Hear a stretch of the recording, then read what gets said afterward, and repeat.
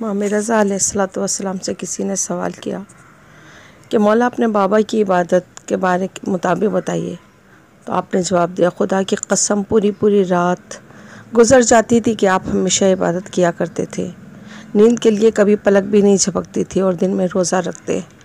کی حالت میں رہتے، پھر رات آتی، پھر مصلی پر کھڑے ہو جاتے، سجود آج بھی اس کو سلام کرتا ہے، سجود آج بھی اس کو سلام کرتا ہے، نماز پڑھ کے جو توق اور زنجیر کے ساتھ وہ ہادی کی قید میں رہنے والا، وہ مہدی کی قید میں رہنے والا، ہارون رشید کی اذیتیں سہنے والا، ہتھ کڑیوں اور بیڑیوں سمیت وہ میرا امام، وہ میرا حاجت روا، کہ اس کو لقب ہی باب الحوائج کا دیا گیا، دنیا کو بتانے کے لیے کہ اے دنیا، تو جس کو ہوا ہویس کی زنجیروں میں اسیر کرتی ہے تو تجھے معلوم ہونا چاہیے تو عز و من تشاء و ذل و من تشاء، کہ عزت بھی خدا دیتا ہے اور ذلت بھی خدا دیتا ہے۔ آج کوئی ان ظالموں کی قبروں کو نہیں جانتا، کوئی نہیں جانتا کہ ہارون کہاں ہے، لیکن میرا باب الحوائج امام اور آج ان کی اولاد ساری دنیا میں فیض عام جاری کیے ہوئے ہے۔ ان کے بیٹے کو دیکھ لو، وہ خراسان میں شاہی کر رہا ہے، اس کی اولاد کو دیکھ لو، وہ بغداد میں پرچم لہرا رہا ہے، وہ میرا باب الحوائج امام کہ جس کو 14 سال قید میں رکھا گیا، اور قید خانہ بھی ایسا قید خانہ کہ جہاں امام نہ تو سیدھے کھڑے ہو سکتے تھے، نہ پاؤں پھیلا کر لیٹ سکتے تھے، وہ ہتھ کڑیوں اور بیڑیوں میں جکڑا ہوا میرا امام کہ جس کے سر پر کبھی کوڑے برسائے جاتے، اس کو اذیتیں دی جاتی، لیکن وہ شکر خدا کرتا ہوا ہمیشہ نظر آیا۔ سید ابن طاووس فرماتے ہیں کہ سلام ہو میرا اس مظلوم باب الحوائج امام پر جو لمبے لمبے سجدے کیا کرتا تھا، مولا سلام ہو ان پر جس کو کوڑے مارے جاتے تھے، سلام ہو ان پنڈلیوں پر کہ جن میں بیڑیوں کی وجہ سے زخم ہو گئے تھے۔ ارے امام کے چاہنے والے آپ کو دیکھنے کے لیے بڑے بے قرار رہا کرتے تھے کہ ایک چاہنے والا امام کا زندان کے قریب آیا اور آ کر اس نے بہت اصرار کیا کہ مجھے کسی طریقے سے امام کی زیارت نصیب مل جائے، میں امام سے ملاقات کر دوں، لیکن ناممکن ہوا۔ جب اس نے بہت کوشش کری تو کہا، ہم نے اس میں ایک سوراخ کیا ہوا ہے کہ جس کے ذریعے اس قیدی کو دیکھتے ہیں، تم بھی دیکھ لو۔ کہتا ہے جب میں نے اس روشن دان میں جھانکا تو کیا دیکھا کہ ایک چراغ جل رہا ہے اور ایک سفید کپڑا پڑا ہوا ہے۔ میں نے کہا تم نے کیوں مجھ سے مذاق کیا، یہاں تو کوئی نہیں ہے اور یہ سفید کپڑا صرف پڑا ہوا ہے۔ کہا یہ سفید کپڑا نہیں ہے بلکہ یہ تمہارا امام موسیٰ کاظم ہے۔ ہائے میرے امام کی غربت، ہائے میرے امام کی مظلومیت کہ جس کو 24 گھنٹے میں صرف 2 جو کی چھوٹی چھوٹی روٹیاں دی جاتی،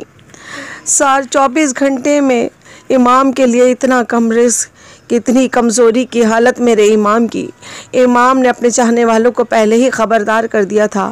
کہ مجھے زہر دے کر شہید کیا جائے گا۔ وہ تقیوں کے نقی موسیٰ کاظم یا رضا، سختیاں قید کی اور زہر کا پیالہ دیکھا۔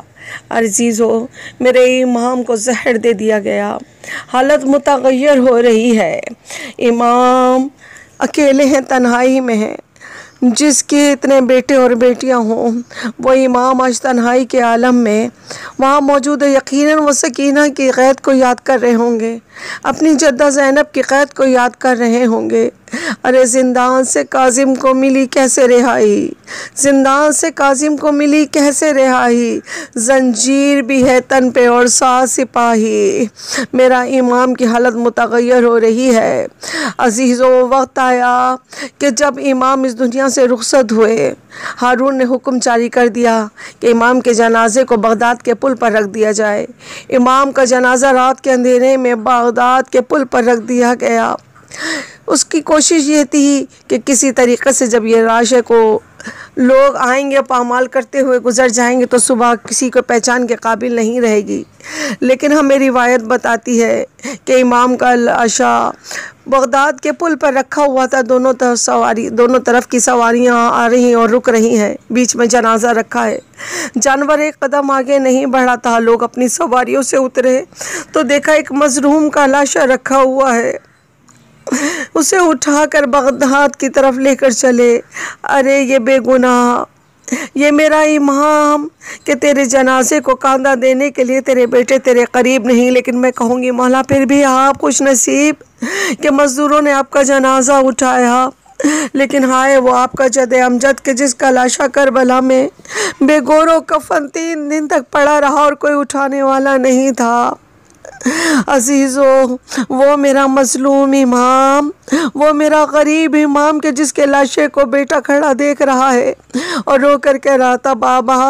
میں مجبور ہوں کہ آپ کا لاشا نہ اٹھا سکوں گا کیونکہ میرے ہاتھوں میں ہتھکڑیاں، گلے میں طوق اور پاؤں میں بیڑیاں ہیں۔ سلام ہو میرا امام موسیٰ کاظم آپ پر کہ جب آپ کے بیٹے امام رضا کو خبر ہوئی تو باعجاز امامت آپ وہاں تشریف لائے، اپنے بابا کے جنازے میں شرکت کری اور واپس پلٹ کر جب مدینے گئے اپنی بہنوں کو گلے سے لگا لیا ہوگا، اس بہن کو کہ جسے معصومہ قم کہا جاتا ہے، جو امام کی بہت لاڈلی بیٹی تھی، ارے اپنے گلے سے لگا لیا، اپنے جد کا پرسہ دیا، لیکن ہائے زینب، ہائے آپ کی جدہ طاہرہ زینب کہ جو منتظر رہیں کوئی مجھے میرے بھائی کا پرسہ دینے کے لیے آئے، لیکن کسی نے آپ کو آ کر پرسہ نہیں دیا۔